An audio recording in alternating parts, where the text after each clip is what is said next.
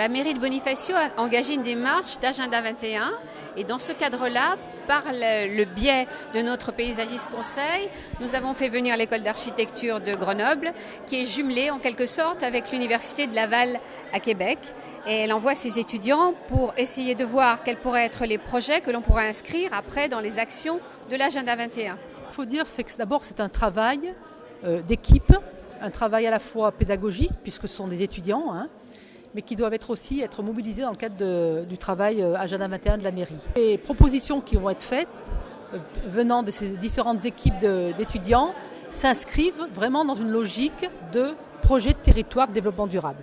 Donc ils vont nous faire des propositions d'avant-projet et nous on va le regarder bien sûr avec le prisme de l'intégration du développement durable dans le cadre de ces projets. Donc ça va être un élément important qui va guider la réflexion future jusqu'à la conception du projet. Voilà.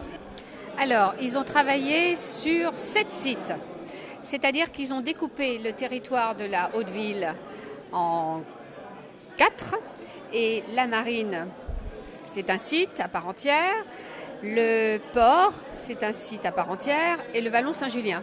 Et 4 sites sur la falaise. Et puis la Haute-Ville. C'est un regard neuf et je dois saluer leurs efforts parce que c'est vrai qu'au bout d'une journée, ils avaient déjà senti pas mal de choses. Ils avaient une approche. La liaison avec la presqu'île, donc avec un centre d'études de recherche sur la Méditerranée. D'abord, c'est un travail d'école. Ce n'est pas bien évidemment un travail professionnel.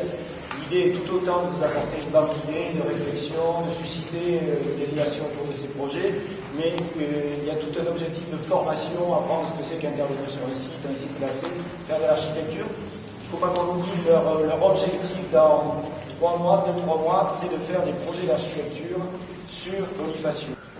Alors pour ce qui est de l'écoquartier du réel projet, il se présente sous la forme d'une écocité. C'est-à-dire que le programme présenté vont être bien sûr du logement. Voilà, pardon.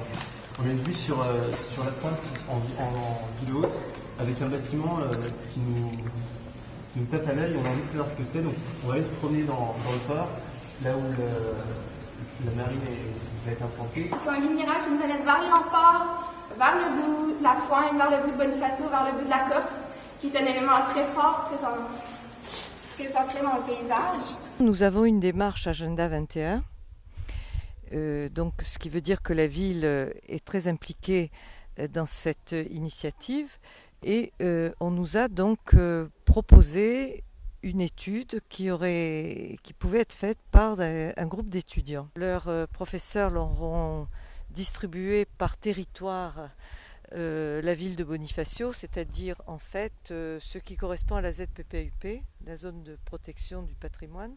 Leurs points de vue sont des points de vue qui paraissent originaux, mais qui finalement, pour certains d'entre eux, sont tout à fait réalisables à court, ou moyen ou long terme.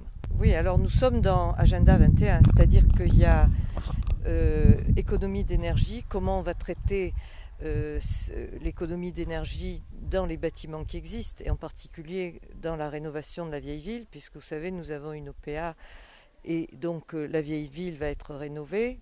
On va utiliser leurs suggestions qui sont les suggestions d'Agenda 21 pour les économies d'énergie. Ensuite il y a la conservation de la nature et du biotope naturel en général.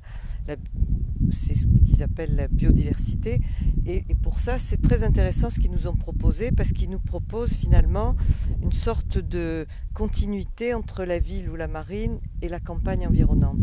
Nous on est très contents d'avoir des jeunes étudiants chez nous et vous le savez, si on arrive à aménager les sites de Mont-Laur, on aimerait beaucoup accueillir des